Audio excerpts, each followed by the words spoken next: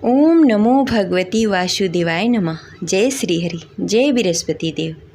प्रिय श्रोतागण, आज बृहस्पतिवार के दिन सुनेंगे बृहस्पतिवार संपूर्ण व्रत कथा। इस कथा को पठन तथा श्रवण मात्र से भक्त के सभी मनोकामनाएं पूर्ण होती हैं, घर में सुख समृद्धि का वास होता है। तो आइए पूरी श्रद्धा और भक्ति के साथ सुनते हैं बृहस्पतिवार संपूर्ण व्रत कथा। तो प्रेम से बोले गौरी पुत्र गणेश की जय, शिव जी माता पार्वती की जय।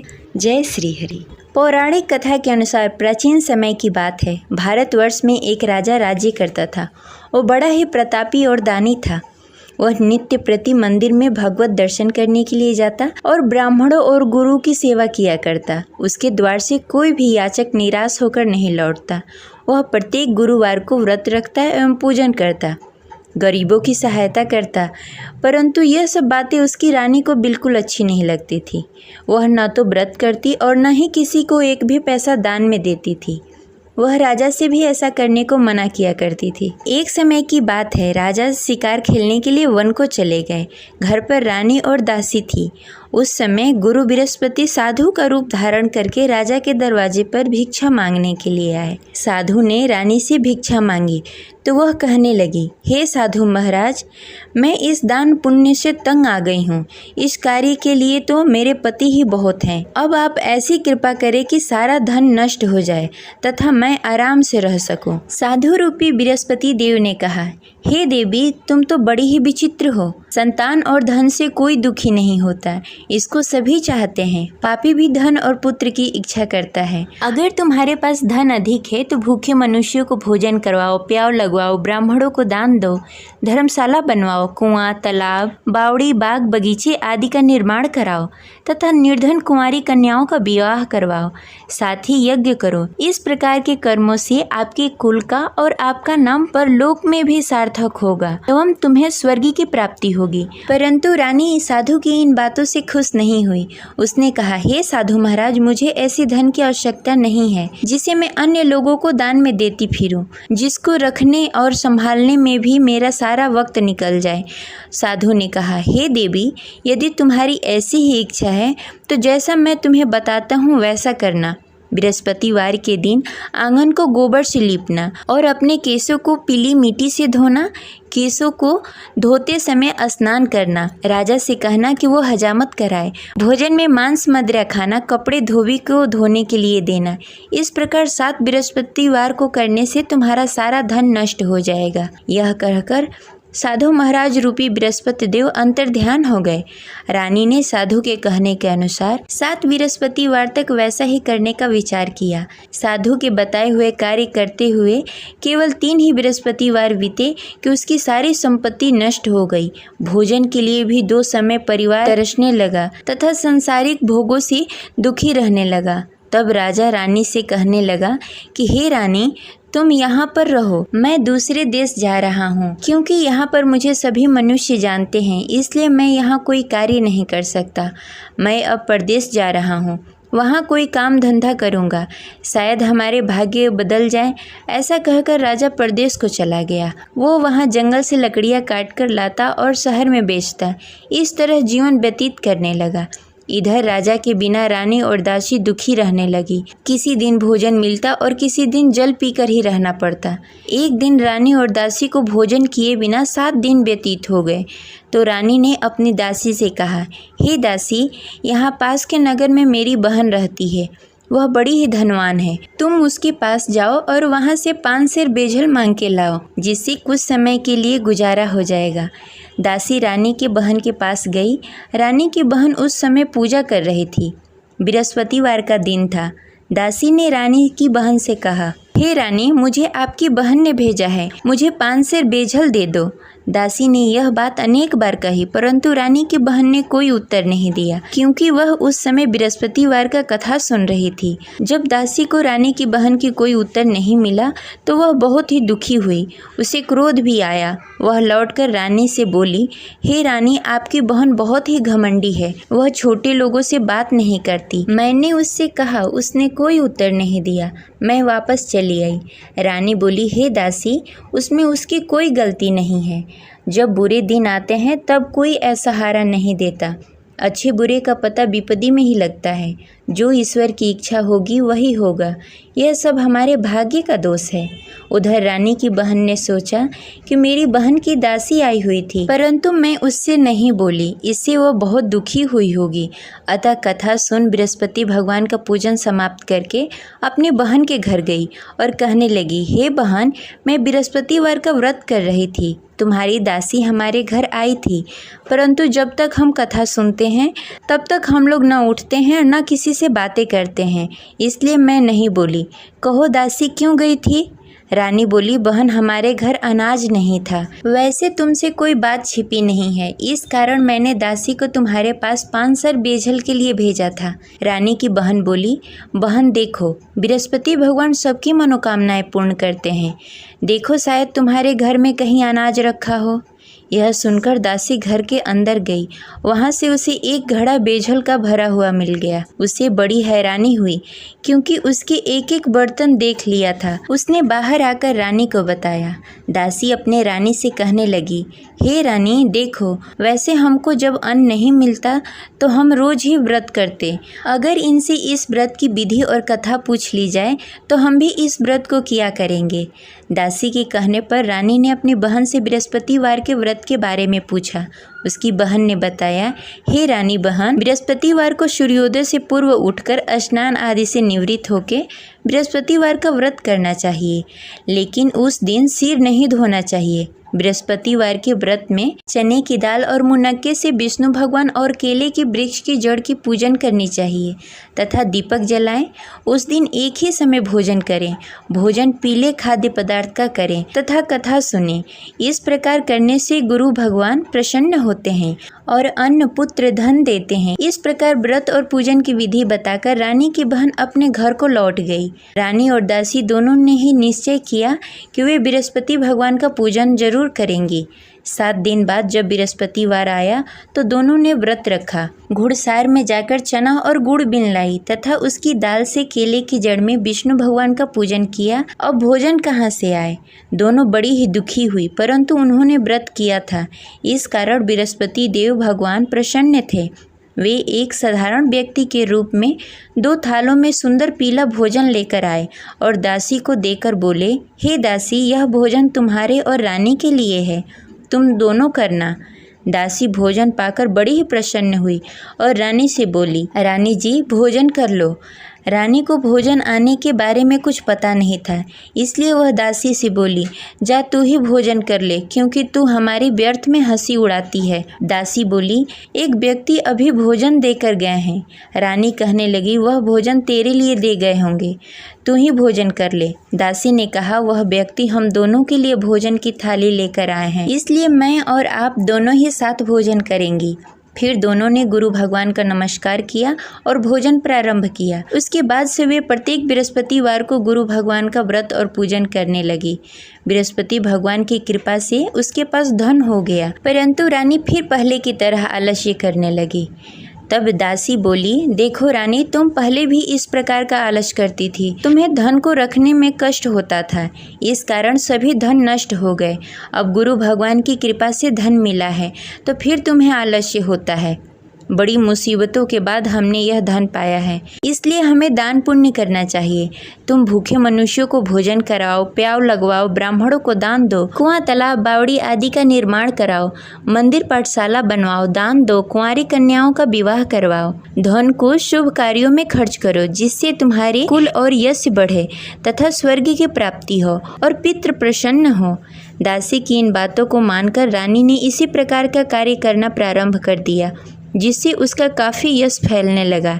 एक दिन रानी और दासी आपस में विचार करने लगी, न जाने राजा किस दशा में होंगे, उनकी कोई खोज खबर नहीं है। गुरु भगवान से उन्होंने प्रार्थना की और भगवान ने रात्रि में राजा को स्वप्न में कहा, हे राजा, उठ, तेरी रानी तुझे याद करती है, अब अपने देश को लौट जा। राजा प्रातःकाल उठकर जंगल से लकड़ियाँ काटकर लाने के लिए जंगल की ओर चल पड़ा। जंगल में गुजरते हुए वह सोचने लगा, रानी की गलती से कितने दुख भोगने पड़े। राजपाट छोड़कर जंगल में आकर रहना पड़ा। जंगल में लकड़ियां काटकर उन्हें बेचकर गुजारा करना पड़ा। उसी समय उस जंगल में बृहस्पति देव साधु के रूप में प्रकट हुए और राजा से पूछने लगे, हे लकड़हारे, तू इस सुनसान जंगल में किस चिंता में बैठा है, मुझे बताओ। यह सुनकर राजा के नेत्रों में जल भर आया और साधु की वंदना कर बोला, हे प्रभु, आप सब कुछ जानते हैं। इतना कहकर राजा ने साधु को अपनी संपूर्ण कहानी सुनाई। महात्मा तो स्वभाव से ही दयालु होते हैं। वे राजा से बोले, हे राजा, तुम्हारी रानी ने बृहस्पति देव के प्रति अपराध किया था, जिसके कारण तुम्हारी यह दशा हुई। अब तुम किसी प्रकार की चिंता मत करो, भगवान तुम्हें पहले से भी अधिक धन देंगे। देखो, तुम्हारी पत्नी ने बृहस्पतिवार का व्रत करना प्रारंभ कर दिया है। अब तुम भी बृहस्पतिवार के दिन व्रत रखो। चने की दाल और गुड़ जल के लोटे में डालकर केले के पत्ते में विष्णु भगवान का पूजन करो। फिर कथा कहो या सुनो, भगवान तुम्हारी सब मनोकामनाएं पूर्ण करेंगे। साधु को प्रसन्न देखकर राजा बोला, हे प्रभु, मुझे लकड़ी बेचकर इतना पैसा भी नहीं बचता जिससे भोजन करने के उपरांत कुछ बचा सकूं। मैंने रात्रि में अपनी रानी को व्याकुल देखा। मेरे पास कोई साधन नहीं जिससे समाचार जान सकूं। फिर मैं बृहस्पतिवार की कौन सी कहानी कहूं या सुनूं, मुझको तो कुछ भी मालूम नहीं है। साधु ने कहा, हे राजा, तुम किसी बात की चिंता मत करो। बृहस्पतिवार के दिन तुम रोजाना की तरह लकड़ियाँ लेकर शहर जाओ। तुम्हें रोज से दुगना धन प्राप्त होगा, जिससे तुम भली भांति भोजन कर लोगे तथा बृहस्पति देव की पूजा सामग्री भी लेकर आओगे। बृहस्पति देव की कथा इस प्रकार है। प्राचीन काल में एक बहुत ही निर्धन ब्राह्मण था। उसके घर में कोई संतान नहीं थी। वह नित्य प्रति पूजा पाठ करता, परंतु उसकी स्त्री बहुत ही मलिनता के साथ रहती। वह न स्नान करती, न ही किसी देवता का पूजन करती। प्रातःकाल उठते ही सर्वप्रथम भोजन करती, बाद में कोई अन्य कार्य करती। ब्राह्मण देवता बहुत ही दुखी रहते थे। पत्नी को बहुत समझाते, किंतु उसका कोई परिणाम नहीं निकलता। भगवान की अनुकंपा से एक समय ब्राह्मण की पत्नी गर्भवती हुई और 10वें महीने एक सुंदर कन्या को जन्म दिया। निर्धन ब्राह्मण कन्या के जन्म से बहुत दुखी हुआ।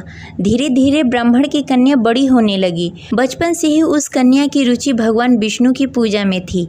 वह प्रातः उठती, स्नान ध्यान करती, उसके बाद भगवान विष्णु की पूजा करती और मंदिर में जाती। बृहस्पतिवार को व्रत करके विधि विधान पूर्वक पूजा पाठ करती। पूजा पाठ के बाद वह पढ़ने के लिए पाठशाला जाती। घर से चलते समय वह मुट्ठी भर जौ साथ में लेकर जाती और पाठशाला के रास्ते में थोड़ी थोड़ी जौ गिराते जाती। जब पाठशाला से लौटकर आती, जौ के दाने सोने में बदल जाते। लड़की सभी सोने के दाने बीन लाती। एक दिन जब वह सोने के दानों को साफ कर रही थी, तो उसकी माँ ने कहा, बेटी, सोने के दाने साफ करने के लिए सोने का सूप भी होना चाहिए। अगले दिन बृहस्पतिवार था। उसने भगवान बृहस्पति देव की पूजा करते हुए प्रार्थना की, हे भगवान, यदि मैंने आपका व्रत विधि विधान से किया हो तो मुझे सोने का सूप दे दो। भगवान बृहस्पति देव ने उसकी मनोकामना पूरी करने का वचन दिया। पाठशाला से लौटते समय उसने रास्ते में सोने का सूप पड़ा हुआ मिला। घर लौटकर सोने का सूप अपनी माँ को दिखाकर वह सोने के दाने साफ करने लगी। उसी समय नगर का राजकुमार उसके घर के पास से गुजर रहा था। उस सुंदर लड़की को सोने के सूप में जौ साफ करते देख राजकुमार उस पर मोहित हो गया। राजकुमार ने अपने पिता से उस लड़की से विवाह करने की इच्छा प्रकट की।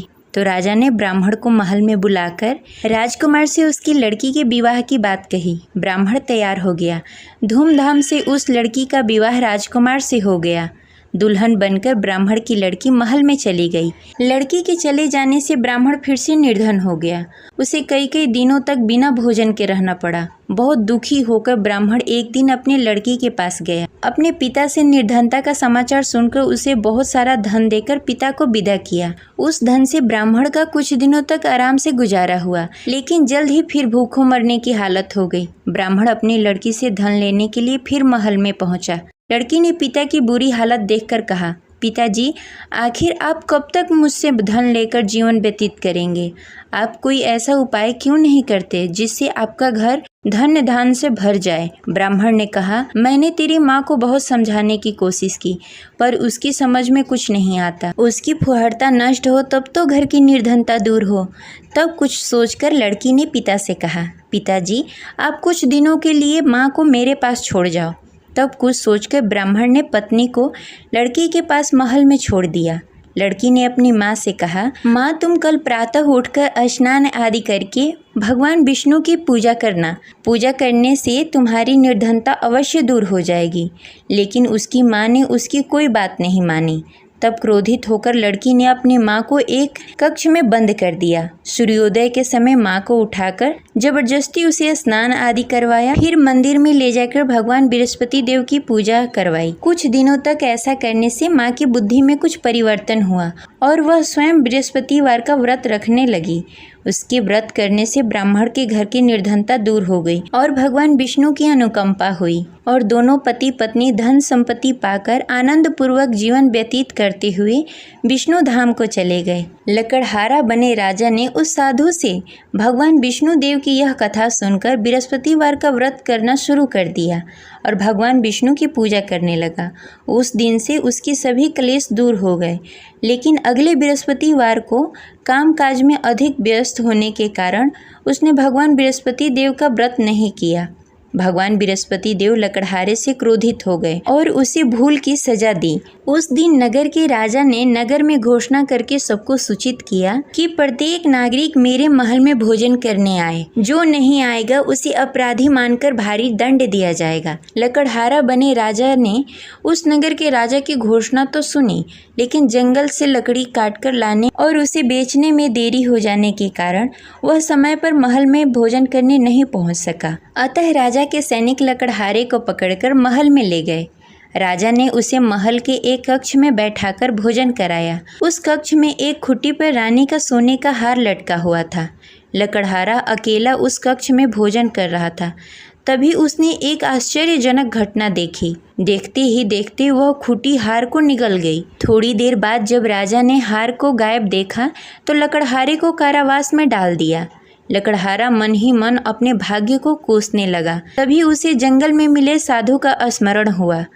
थोड़ी देर में भगवान बृहस्पति देव सन्यासी के रूप में उसके सामने प्रकट हुए और कहा, हे लकड़हारे, तूने भगवान बृहस्पति देव की पूजा नहीं की, इसी कारण तुम्हें कष्ट हो रहा है। लेकिन अब चिंता मत करो, बृहस्पतिवार के दिन कारागार के दरवाजे पर तुम्हें कुछ पैसे पड़े हुए मिलेंगे। उन पैसों से भगवान बृहस्पति देव का व्रत करके उनकी पूजा करोगे तो तुम्हारे सारे दुख दूर हो जाएंगे। फिर बृहस्पतिवार के दिन दरवाजे पर पड़े पैसे राजा को मिले, जिससे उसने चने की दाल, गुड़, मुनक्का मंगाकर भगवान बृहस्पति देव की कथा कही और व्रत किया, जिससे भगवान बृहस्पति देव प्रसन्न होकर उस नगर के राजा को स्वप्न में लकड़हारे को मुक्त करने को कहा। सुबह राजा ने आकर अपने कक्ष में देखा कि खूंटी पर हार टंगा हुआ है।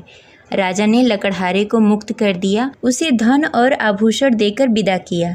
लकड़हारा बना राजा उस नगर से चलकर अपने नगर की तरफ चल दिया। जब राजा अपने नगर में पहुंचा तो उसने देखा उस नगर में कुएं, धर्मशाला, बाग बगीचे देखकर बहुत प्रसन्न हुआ। राजा ने किसी से पूछा, ये कुएं, धर्मशाला किसने बनवाए? सबने उसे बताया कि ये सब रानी और दासी ने बनवाए हैं। राजा जब महल में पहुंचे तो रानी ने उनका भव्य स्वागत किया। तब राजा ने निश्चय किया कि सप्ताह में एक बार तो सभी बृहस्पतिवार का व्रत तथा पूजन कर सकते हैं, परंतु मैं प्रतिदिन व्रत किया करूँगा तथा दिन में 3 बार कथा कहूँगा। अब राजा हर समय दुपट्टे में चने की दाल बांधकर रखते तथा दिन में 3 बार बृहस्पतिवार का कथा कहते। कुछ दिनों के बाद राजा को अपनी बहन की याद आई। एक दिन घोड़े पर सवार होकर राजा अपनी बहन से मिलने के लिए चल दिया। अभी राजा नगर के बाहर ही पहुंचा था कि उसने देखा कि कुछ लोग एक 100 को ले जा रहे हैं। राजा को स्मरण हुआ कि आज उसने किसी को बृहस्पतिवार का व्रत कथा नहीं सुनाया। राजा ने उन लोगों से रोककर कहा, भाइयों, आप 100 ले जाने से पहले मुझसे बृहस्पतिवार का कथा सुन लो। लोगों ने राजा पर क्रोधित होते हुए कहा, तुम पागल तो नहीं हो? लेकिन कुछ बड़े बुजुर्ग लोगों ने कहा, अच्छा भाई, तुम साथ में चलते चलते अपनी कथा भी सुनाते रहो। राजा ने चलते चलते आधी ही कथा सुनाई थी कि 100 हिलने लगा। राजा की पूरी कथा समाप्त होते ही सौ उठकर बैठ गया। लोगों ने हैरानी से दांतों तले उंगली दबाई और अगले बृहस्पतिवार को भगवान बृहस्पति देव का व्रत करने व कथा सुनने का निश्चय कर लिया। अब घोड़े पर सवार होकर राजा चलते हुए एक किसान के पास पहुंचा। किसान अपने खेत में हल चला रहा था। राजा ने कहा, अरे भाई, मुझसे बृहस्पतिवार का कथा सुन लो। किसान झुंझलाकर बोला, अरे भाई, देख नहीं रहे, जितनी देर मैं तुम्हारी कथा सुनूंगा उतनी देर में तो पूरी खेत में हल चला लूंगा। राजा निराश होकर चला गया। तभी किसान का बैल लड़खड़ा के गिर गया और किसान के पेट में भी जोरों से दर्द होने लगा। जब उसकी पत्नी वहां आई तब उसने पूछा कि क्या हुआ। किसान ने घुड़सवार की पूरी कहानी सुनाई कि पत्नी दौड़ती हुई राजा के पास पहुंची और हाथ जोड़कर बोली, भैया, मैं तुम्हारी कथा सुनने के लिए तैयार हूँ। राजा ने उसके साथ खेत पर पहुंचकर बृहस्पतिवार की कथा सुनाई। तभी बैल भी उठकर खड़ा हो गया और किसान के पेट का दर्द भी तुरंत ठीक हो गया। राजा वहां से अपने घोड़े पर सवार होकर अपने बहन के घर पहुंचा। तब राजा की वहां बहुत आव भगत हुई। अगले दिन सुबह उठकर राजा ने देखा घर के सभी लोग भोजन कर रहे हैं। किसी भूखे को बृहस्पतिवार का कथा सुनाए बिना राजा कभी भोजन नहीं करता था। उसने बहन से कहा, बहन, क्या घर में कोई ऐसा व्यक्ति है जिसने भोजन नहीं किया हो? उसकी बहन ने बोला, भैया, हमारे घर तो क्या, आपको पूरे नगर में कोई ऐसा व्यक्ति नहीं मिलेगा जिसने सुबह सुबह भोजन नहीं किया हो। तब राजा ने बहन के घर से निकलकर उस नगर में बिना भोजन किए हुए व्यक्ति की तलाश करनी शुरू की। एक गडेरिये के घर में उसका बेटा बीमार होने के कारण भूखा रह गया था। राजा ने उसको जाकर बृहस्पतिवार का कथा सुनाया। कथा सुनते सुनते गडेरिये की बेटी की बीमारी भी ठीक हो गई। सबने राजा की बहुत प्रशंसा की। एक दिन राजा ने अपनी बहन से कहा, बहन, अब हम अपने घर जाना चाहते हैं, तुम भी हमारे साथ चलो, कुछ दिन वहाँ रहकर लौट कर आना। राजा की बहन ने अपनी सास से पूछा तो सास ने ताने देते हुए कहा, बहू, मायके जाना हो तो अकेली जाना, मेरे पोतों को लेकर नहीं जाना। तुम्हारे भाई की कोई संतान नहीं है, कहीं तुम्हारी भाभी मेरे पोतों को भी जादू टोना न कर दे। दूसरे कक्ष में बहन की सास की बातें सुनकर राजा दुखी मन से अकेले ही अपने नगर को लौट गया। रानी ने राजा से कहा, आप तो अपनी बहन को साथ लाने गए थे, फिर बहन को साथ क्यों नहीं लेकर आए? तब राजा ने दुखी होते हुए कहा, रानी, हम निसंतान हैं, इसलिए कोई हमारे घर आना पसंद नहीं करता। रानी ने राजा को समझाते हुए कहा, मैं बृहस्पति देव ने सब कुछ दिया है, अब भगवान बृहस्पति देव हमें संतान भी अवश्य देंगे। बृहस्पतिवार को विधि पूर्वक व्रत करते हुए राजा और रानी ने भगवान बृहस्पति देव से संतान के लिए प्रार्थना की। कुछ दिनों के बाद ही रानी गर्भवती हो गई। 10वें महीने रानी ने एक सुंदर बालक को जन्म दिया। राजा रानी जीवन पर्यंत बृहस्पतिवार का व्रत करते रहे। उनके घर में धन धान्य की वर्षा होती रही। इस तरह अनंत पूरक जीवन यापन करते हुए राजा रानी भगवान बृहस्पति देव की अनुकंपा से मोक्ष को प्राप्त हो गए। बृहस्पतिवार को विधि पूर्वक व्रत करके जो स्त्री पुरुष भगवान विष्णु की पूजा करते हैं उनकी सभी मनोकामनाएं पूर्ण होती है। जय बृहस्पति देव। अब सुनेंगे बृहस्पति देव की आरती। ओम जय बृहस्पति देवा, ओम जय बृहस्पति देवा, छिन छिन भोग लगाऊं कदली फल मेवा। ओम जय बृहस्पति देवा, तुम पूर्ण परमात्मा, तुम अंतर्यामी, जगत पिता जगदीश्वर, तुम सबके स्वामी। ओम जय बृहस्पति देवा, चरणामृत निज निर्मल, सब पातक हरता, सकल मनोरथ दायक, कृपा करो भरता। ओम जय बृहस्पति देवा, तन मन धन अर्पण कर, जो जन शरण पड़े, प्रभु परगट तब हो कर, आकर द्वार खड़े। ओम जय बृहस्पति देवा, दीन दयाल दयानिधि, भक्तन हितकारी, पाप दोष सब हरता, भव बंधन हारी।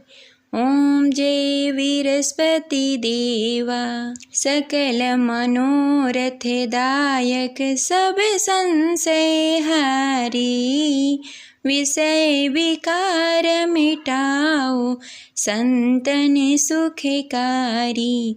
ओम जय विरस्पति देवा। जो कोई आरती तेरी प्रेम सहित गावे, ज्येष्ठानंद आनंद कर सो निश्चय पावे। ओम जय विरस्पति देवा। प्रभु जय विरस्पति देवा। जय विरस्पति देव।